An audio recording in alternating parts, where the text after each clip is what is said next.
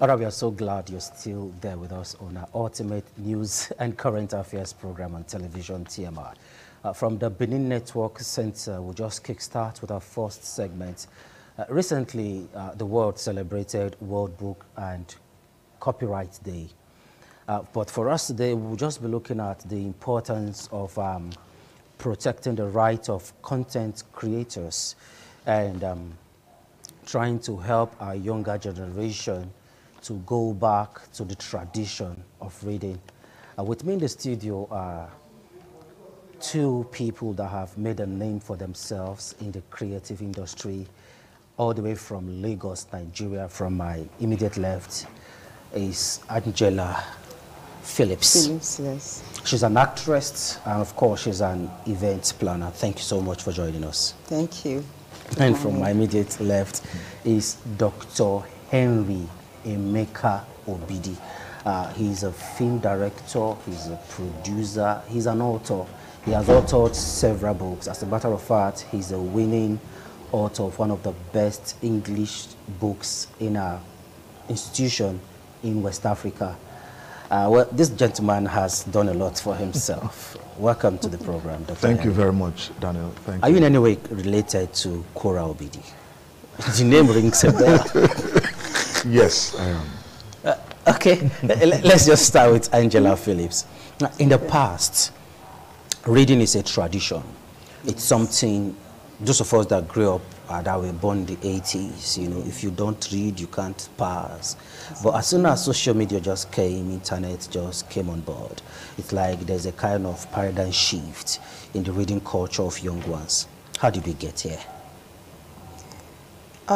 Well, like you said once the social media stuff gets in and people stop reading, I don't know, you know, instead of reading, they prefer going to the internet to search for stuffs, which is not too encouraging, because by the time you don't get to read, you don't get to learn more. The internet can't just teach you everything. So I, as a person, I've been like trying to, you know, find a way to encourage the young ones to do more of reading. You understand? Let's come to Dr. Harry. As an author, and you have been writing for a while now, can we go back to that old tradition of reading hard copies? I do not quite see the possibility of that. And that's because, you know, right now we are in Gen Z, Generation Z. So at this time, our literacy has increased beyond human imagination. In the time past, people got information through books. But even as at then, you remember that it's over a decade ago that we had the platitude that if you want to hide anything from a black man, you hide it inside a book. So the reading culture has never been that fantastic. Now, with the advent of the social media, internet, illiteracy, you know, having the ability to read and write. The number of people who have the ability to read and write is increasing by the day. But the number of people who actually read and write is decreasing by the day. I mean practically. And you remember that under teaching methodology, we have the reading aspect of it, and then we have the audiovisual. Now, audiovisual psychologically have been proven more effective in communication than reading over the years, ab initio, right from time. So now that there has been, or there have been, a substitute to real hard copy reading, and it now comes with something that is a bit more effective, that is audiovisual, the movies, somebody just telling you anything that they like and all of that. You know, people easily embraced it, and it's terrible. But I sadly cannot say that we are going to ever get back to where we used to be. We are not going back to the days of yore, you know. Okay, Angela, quickly, how does lack of reading affect our society? You know, like some times ago, I called up someone and I asked the person, I said, you don't read, how do you expect to learn? And when you don't read, sometimes you find out that some people are so lazy reading, now they can't even give you the correct words. Like when they are trying to spell a word, sometimes you just see somebody said NW now. Welcome, UWLCM. You understand? Abbreviation. So it's the abbreviation. It affects, you know, it's really affecting people. Okay. You understand? So, I mean, there should be something, you know, something should be done about it. Okay, you'd like to share more light on that before we move forward, Dr. Harry? Oh yeah. Of course, it has affected us very, very, very negatively. How do you express yourself, or how do you explain it? I marked WAEC for a few years, okay. And in the course of that job, you see someone who has a comprehension to write, and this is many years ago. Someone who has a comprehension to write, and he cannot even spell a word correctly. Like she said, he would rather use abbreviations instead of you are in an office and someone is supposed to present a report, and when you read that report, it's full of errors, it's full of things that you'd be wondering, how could you have graduated from this university? There's one we interviewed and he studied English, yet he could not put up a simple letter, application for the job. So it's dilapidating a lot of things. Okay, so I was thinking maybe examination tension sometimes can make people get trapped in that web of abbreviating words. Don't you think so? No.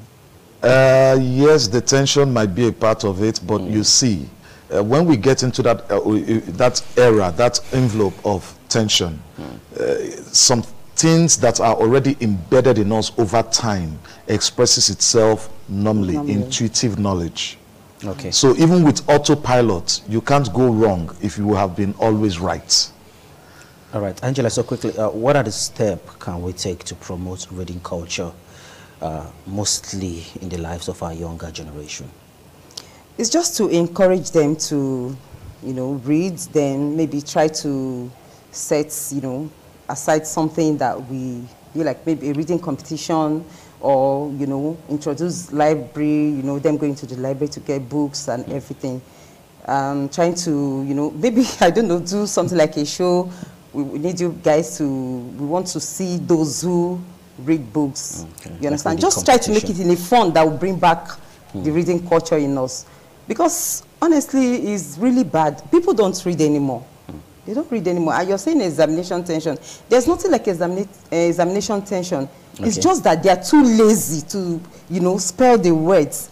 They don't want to stress themselves, you understand, because they don't read. Okay. You understand? So if there could be something maybe we do to make sure that we imbibe that culture of reading into their lives, I don't know.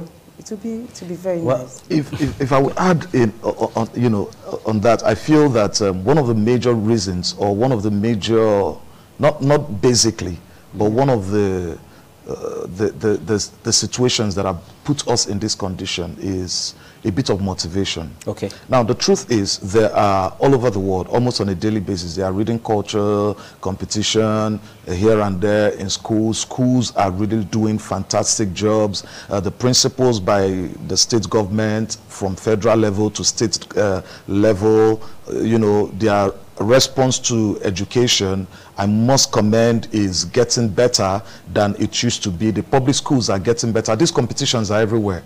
But the truth is, competition without effective motivation is a problem. Okay. Now, what's our culture as Africans? What's our culture as individuals?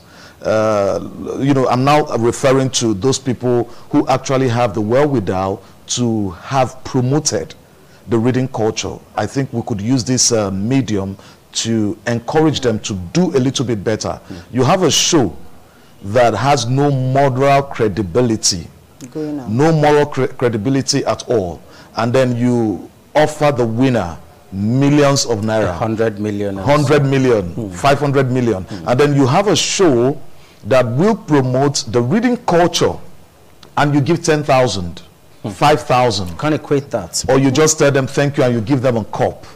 A drinking cup or thereabout. So our priorities have been misplaced. Okay. So we need to, if we want to begin the process of reviving this reading culture, then we need to go back to redefine our priorities and change the existing narrative on reading.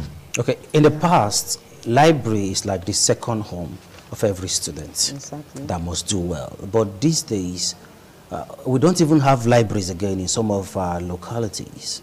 In some states, for instance, library are being subchanged for recreational centers. In some places, even the existing libraries, you hardly find books that are up to date. Yeah, So do you think that could be another factor that is warring against reading culture? And government funding? Do you think government need to step up their game in terms of the amount they are pushing into education? Yeah, they need to step up their games, because even though we are talking about, you know, people not reading anymore, we still have few that try as much as possible. Like we went to Uniben yesterday and we saw some students going into, probably they are going to read or something like that, you know. So if government can help by getting the necessary books, you know, that students need to read, it will be fine. And it will help. It will encourage those that truly want to read. Okay. Yes. All right, Dr. Harry, I know you would like to you want to respond. Okay.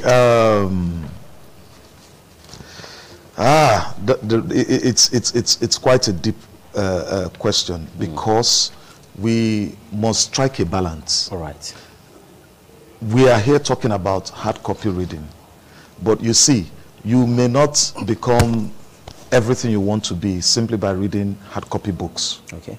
There are over 9 billion pages of information on the internet.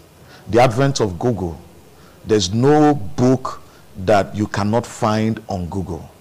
No book at all. So someone that's looking into the library now, someone might need an information on a particular topic, and you go to one particular library. There's no library that can actually have in its content the existing number of information you have. That is even up to date. That is even up to date you have on Google. So we must strike a balance by understanding that the fact that one does not always read a hard copy book does not mean he's reading. There are books that I have read online. And then we have Amazon, which has a variety of books, variety of topics. So if we really want to have a sustainable news system, then we must not just fixate our minds on, if you are not reading a hard copy, you are not reading at all. There are people who read with their phones, and that reading actually takes them far. There are so many books up to date that I have never touched the hard copies, but I have read online, and these books have helped me effectively. So, okay, let's quickly digress and go to the second phase, copyright. We live in a society where content owners, they actually put in everything they have, put in their resources. I mean, you are a movie producer, you should understand better. You take your time, take everything you have, put it into a job, and before you know, someone else is already taking credit for it. So how do we start ensuring there is a serious advocacy against piracy? Angela? By director answer. He has a better answer. Okay, let's leave it to Dr. Obidina. Okay, first, since we've delved into this second segment, I want to encourage everybody out there that truly anybody can read. The actresses you see and admire, someone has actually told me that all actors have is beauty. But can I shock you? These actors download, you have a script. The script we are working on presently is this big. Omalingua. Omalingua. And then you have... That's like, in fact, it looks like a dictionary. It's a mighty one, you know.